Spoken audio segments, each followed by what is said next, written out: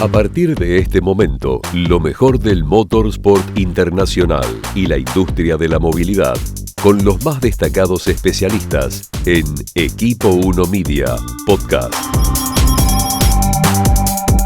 Hola, ¿qué tal? Soy Pablo Viñone y estamos en Equipo 1 Media.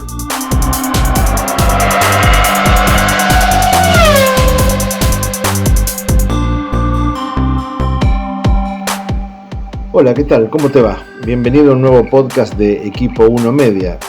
Hoy te quería hablar de Oliver Bearman, el joven que sorprendió a todo el mundo con su debut en la Fórmula 1, un debut bastante bueno. A los 18 años, 10 meses y un día apenas, una gran sorpresa para todo el automovilismo. Seguramente ya sabes que Bearman es el tercer piloto más joven en debutar en la Fórmula 1, después de Max Verstappen, que llegó con 17 años, 5 meses y 15 días, y de Lance Stroll, 18 años, 4 meses y 26 días, el canadiense, para su debut en Fórmula 1. Y esto es lo curioso, los tres jóvenes que debutaron con menor edad en la Fórmula 1 están hoy en la Fórmula 1.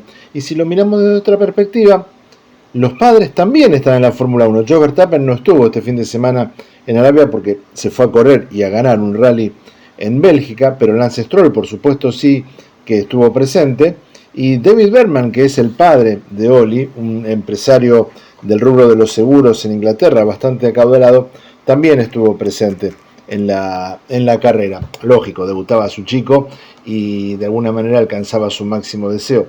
Pero también es cierto que eso nos permite preguntarnos, ¿desde cuándo están los padres involucrados de esta manera en las carreras de sus chicos, ¿no? ¿Quién se acuerda del padre de Fangio? ¿Lo vieron alguna vez en un gran premio de Fórmula 1? ¿O del padre de Jackie Stewart? ¿O del de Niki Lauda? ¿O el de Alain Prost? No, difícil. Esto de los padres involucrados en las carreras de los chicos, en la persecución de una butaca de Fórmula 1 es relativamente reciente, en términos históricos, desde ya. Me parece que la bisagra es la aparición de Jenson Button allá en el 2000 con su padre John Button, ¿no? En esa época en que Jenson fue convocado por el equipo Williams y todavía no tenía su licencia de conducir, de manera que John Button, su padre, debía llevarlo de aquí y de allá para los circuitos. Una mecánica que después con el tiempo repitió Max Verstappen. Después lo vimos claramente con Anthony Hamilton y su hijo Lewis, y con otros pilotos claramente, ¿no? Pero nunca vimos al padre de Michael Schumacher, por ejemplo, involucrado en la campaña de su hijo. Y si hablamos de Fangio, tenemos que acordarnos que Juan Manuel debutó en la Fórmula 1 cuando arrancaba el Mundial, en 1950, el Gran Premio de Gran Bretaña. Y Juan era uno de los pilotos relativamente más jóvenes de esa carrera, solo tenía 38 años. En esa carrera corrían, por ejemplo, Nino Farina, que tenía 45, Luigi Fagioli con 51, Greg Parnell, 38. Esos eran todos los pilotos del equipo Alfa Romeo que ganaría el campeonato. Y había tres pilotos que, curiosamente, habían nacido en el siglo XIX.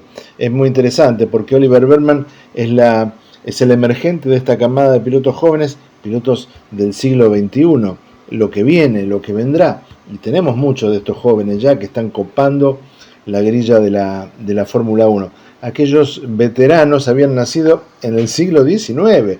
Louis Chiron en Mónaco, Luigi Fagioli precisamente en Italia, y el francés Philippe Tancelin, que con 53 años hacía su debut en el Mundial, que por supuesto arrancaba en esa carrera, y que para los libros sigue siendo el piloto más veterano en debutar en alguna carrera de Fórmula 1.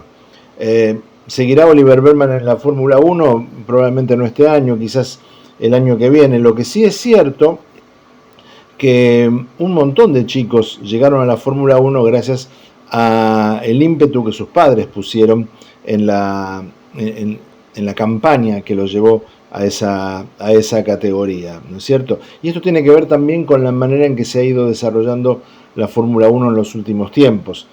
Lo vemos en muchos chicos también que están en la Fórmula 2, en la Fórmula 3, más que nada apoyados por sus padres, antes que porque son quizás demasiado jóvenes como para hacerse una carrera por su cuenta, juntar el dinero y poder participar. Digo, los veteranos de este grupo saben de lo que hablo cuando recuerdan el automovilismo internacional de la década del 70 o del 80, donde los pilotos que corrían eran jóvenes más grandes, 25 o 30 años, que juntaban su propio dinero para correr o hacían sus propias campañas. La situación ha cambiado de tal manera que la seguridad de los autos es tan grande en la actualidad que las campañas de Fórmula 1 se pueden extender 20 o 25 años.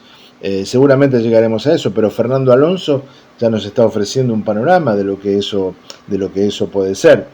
Rubens Barrichello en algún momento también nos lo mostró. Y esa situación lo que hace es que los pilotos de Fórmula 1 se prolonguen no solamente en el tiempo, sino que además puedan seguir cobrando buenas cifras a medida que van avanzando las temporadas. Un solo dato para graficar un poco esto.